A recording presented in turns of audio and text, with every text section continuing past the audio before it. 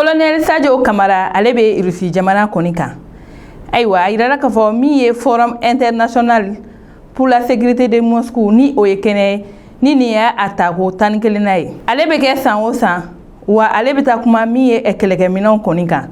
Ni kene kan wole blane do jian selegenali ma bela jelen konima. Ani mi ye irusi chegeda munu bene do marfa glan konima. O konna la mi ye invité we ulu koni bisimila ila. Wa kunu yera kun ye kene ta ko flanai. Ayda la ka mi ye shini ministre de la défense o kun men kene kan ko fara Mali ministre de la défense kan no ye colonel Sadio Kamara.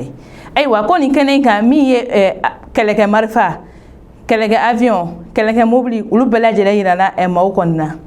Okum konna la mi irisi ministre de la défense ale kumata aga kuma konna la ya ira kafo ko mi irisi ni Ukraine koni gani keleye ko jamana wala koni be o ko in konna wa ubega ko ina juguya wa ubega deme Ukraine jamana koni fe o tamene ga boyeno mi ye colonel Sadio Kamara ale fana kumata ale ga kuma famba ayala ira kafo ko mi ye Sahel jamana uye ko bingani wale mbega ta kwa duka ko o juma bodo wala ko e farafin jamana were sabla ko jamana woro de koni be no ube ni farafin jamana nun koni kono na suruku nyoko kama wa ayaka example ta kereken na CEDEAO ani jegul were munun be farafin jamana ka ko ule jamana munun be no nu o jogoro matintilen do ni tubabu jamana were we sabla niye o jamana nun tagalaje utuka cotisation sara ni tubabu jamana nun be nunga cotisation sara u place la okum konna la ni uko ku ga minke CEDEAO ma o kontina baoma ko ore kera kololo ni Mali yere yo soro Burkina yo soro wa aflani Niger fana la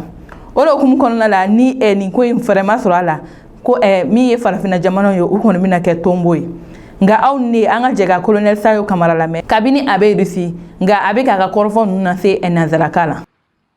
Mesdames et messieurs, honorables participants à cette 11e conférence de Moscou pour la sécurité internationale, c'est un plaisir et un honneur pour moi de m'adresser à vous de manière solennelle ici, pour la 2e année consécutive au nom de la République du Mali. L'invitation adressée à mon pays et l'intérêt renouvelé de cette assistance pour entendre notre point de vue est un signe de l'importance stratégique de la sécurité en Afrique et particulièrement au Sahel dans la recherche d'une sécurité globale.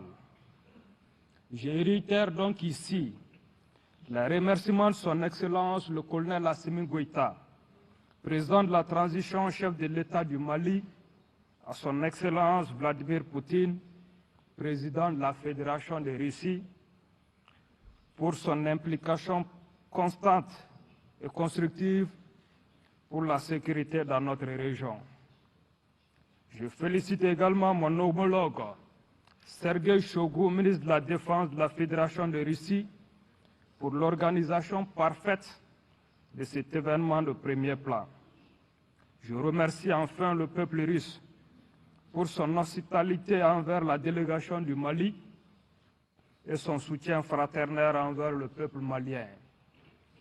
Il y a un an, à cette même tribune, j'exposais la vision malienne des défis sécuritaires auxquels est confronté le continent africain en général, avec un regard particulier sur l'Afrique de l'Ouest et le Sahel, ces espaces sous-régionaux au sein desquels le Mali occupe une place centrale. J'expliquais ici l'impact négatif de l'insécurité que subit notre région, où notre incapacité collective à trouver des solutions appropriées se traduit par un retard économique. Cette malheureuse situation continue de se développer, d'autant que les facteurs géopolitiques, climatiques et sociologiques sous-jacents restent défavorables tant à l'échelle mondiale, régionale que locale. Surtout, il est regrettable de constater qu'encore aujourd'hui, alors que l'Afrique reste totalement inaudible sur les grands problèmes mondiaux, les puissances étrangères continuent de dicter les modes de gestion des problèmes africains.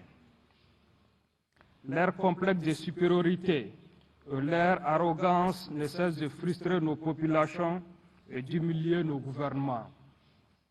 L'actualité nous le montre encore avec les crises au Mali, au Burkina Faso et au Niger. États centraux du Sahel liés par la géographie, l'histoire et la sociologie. Il est donc important de rappeler, devant cette audience éclairée, la nature des menaces et défis liés à la sécurité en Afrique, avant d'expliquer les raisons de l'échec des initiatives de coopération militaire expérimentées pour les maîtriser. Cela permettra d'ébaucher la vision malienne des solutions et stratégies appropriées pour corriger notre trajectoire collective. Quels sont les principaux défis sécuritaires du Sahel et de l'Afrique de l'Ouest? Notre région est confrontée à une violence d'une rare portée dans son histoire, qui se manifeste par des agissements de certains acteurs internes et externes que nous classons, selon leur motivation, en groupes armés terroristes, groupes criminels transnationaux ou groupes hybrides à tendance sécessionniste. Ils ont tous en commun cette volonté d'encourager et d'instrumentaliser des crises de coexistence communautaire dont ils se nourrissent. Pour autant, ces phénomènes néfastes ne sont que des symptômes superficiels d'un mal dont la racine est bien plus profonde. Tout d'abord, nous devons reconnaître nos problèmes internes de gouvernance. Les jeunesses africaines se sentent marginalisées par des dirigeants qui ne leur ressemblent pas, qui ne vivent pas comme eux, qui ne comprennent ni leurs problèmes ni leurs aspirations. Les politiques publiques mises en œuvre ne correspondent pas aux besoins des peuples et les élites sont en décalage croissant avec ce qu'elles sont censées représenter. Le fossé se creuse de jour en jour, les inégalités s'approfondissent en continu. Ce décalage s'explique par le fonctionnement de nos jeunes États africains, qui est encore marqué par l'héritage des sombres périodes d'humiliation et de domination étrangère. La barbarie des siècles d'esclavage et de colonisation et la perfidie des postures universalistes de la période néocoloniale actuelle ont laissé des traces. Sous prétexte de politiques libérales d'ajustement structurel, les systèmes éducatifs africains ont été détruits et les systèmes de sécurité ont été désarmés par l'ancien maître, désormais reconverti en partenaire stratégique. Ce même partenaire stratégique, qu'il agisse seul ou en bande organisée, continue de renforcer sa domination et entretenir la dépendance. Toujours disposé à donner des leçons d'humanité, il s'appuie sur des leaders qu'il manipule pour ses intérêts, souvent liés à l'exploitation des ressources naturelles. Il allume des incendies ravageurs qu'il fera ensuite semblant de venir éteindre en proposant des solutions miracles. L'attaque contre la Libye en 2011 est la parfaite illustration de cette pratique mafieuse. Cette stratégie préméditée de déstabilisation du Sahel a fait de mon pays, le Mali, la première victime.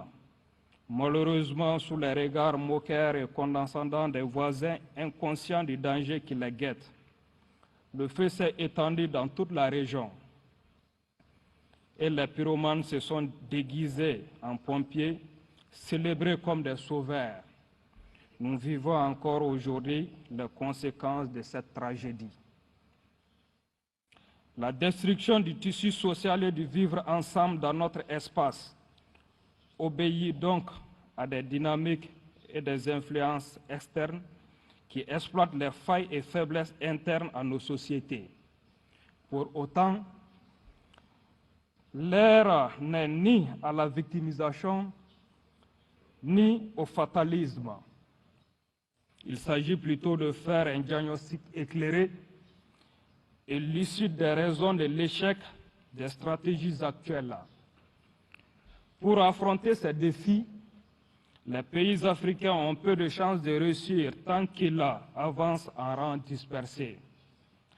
Leurs stratégies politiques et sécuritaires sont souvent imposées de l'extérieur et on observe une ingérence permanente dans toutes leurs décisions.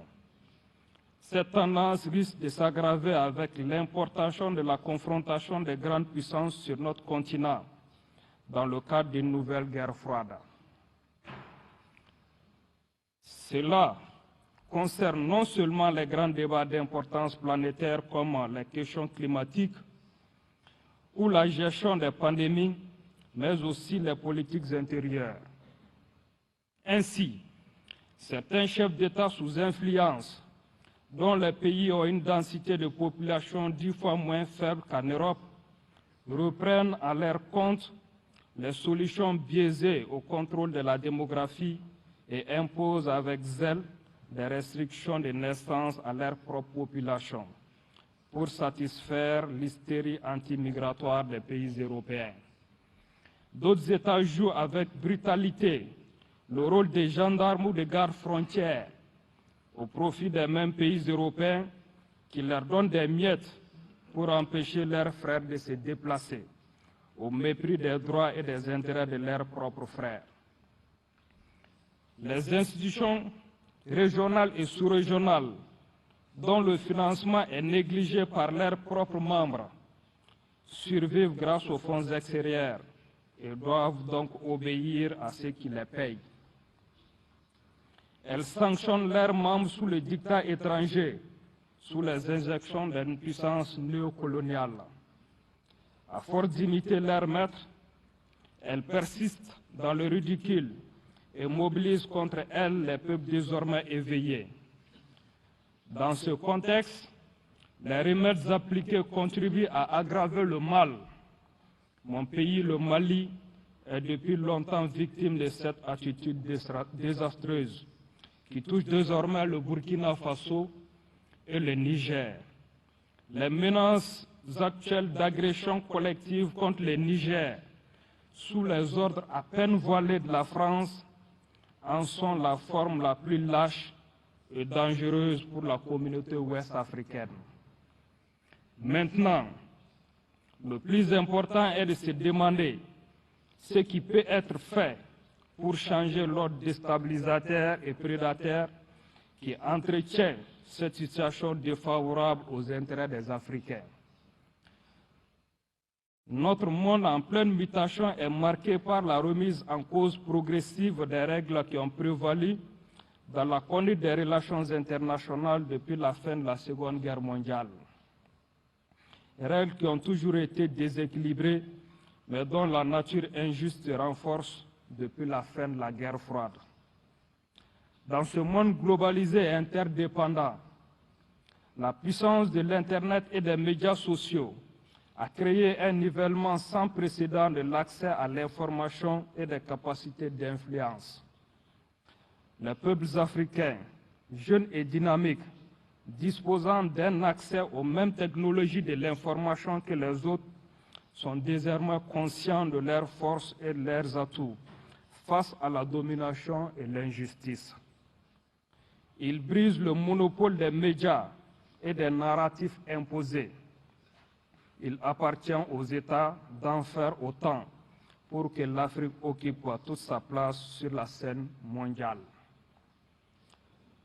La seule solution pour les Africains est de faire une politique réellement africaine, concertée, fondée sur les réalités et les besoins des peuples africains.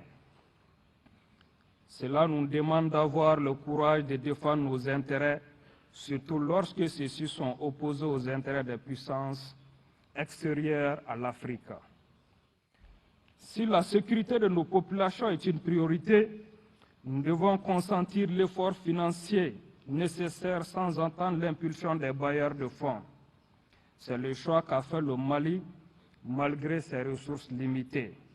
Le gouvernement malien a également fait le choix courageux et lucide de changer sa stratégie sécuritaire après avoir fait le constat réaliste de l'échec des stratégies imposées, caractérisé par le déploiement de dizaines de milliers de militaires étrangers sans impact positif pour les populations. Notre peuple a décidé de reprendre son destin en main et de construire son autonomie avec des partenaires plus fiables, plus sincères, dont les intérêts sont transparents et clairement exprimés dans le cadre d'une relation gagnant-gagnant. C'est donc le lieu pour moi de remercier chaleureusement la Fédération de Russie pour sa coopération solide et efficace. Le monde entier en voit les résultats spectaculaires. Les progrès dans le domaine sécuritaire ont permis de faire progresser le processus de refondation de l'État avec l'adoption de la nouvelle constitution par 97% des Maliens et des élections prévues dans quelques mois pour mettre fin à la transition. Jugé inquiétant pour une certaine classe dirigeante mondiale, le combat du Mali pour sa dignité et sa liberté est pris en exemple par tous les peuples du Sahel, d'Afrique de l'Ouest et de l'Afrique entière. Pour conclure, ce que le Mali a fait à sa modeste échelle, les pays africains peuvent le faire en grand, ensemble.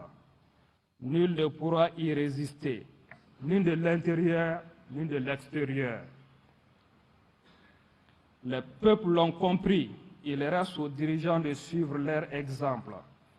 L'incurie des organisations régionales, incapables de trouver des solutions, mais promptes à condamner, menacer, sanctionner, voire attaquer militairement les peuples libres, engendre la création de nouvelles formes d'alliances basées sur la perception d'une communauté de destin et prête à se structurer et concurrencer l'architecture existante. Le chemin reste long et tortueux, mais nous sommes résolument optimistes, car l'ambition de redressement et de refondation de l'Afrique dépasse toute autre considération. Je lance donc un appel à la jeunesse africaine, fière et combative, prête à résister à la domination injuste. C'est à elle de se lever pour défendre ses intérêts et son honneur. Personne d'autre ne le fera. C'est une responsabilité générationnelle. Je vous remercie de votre aimable attention.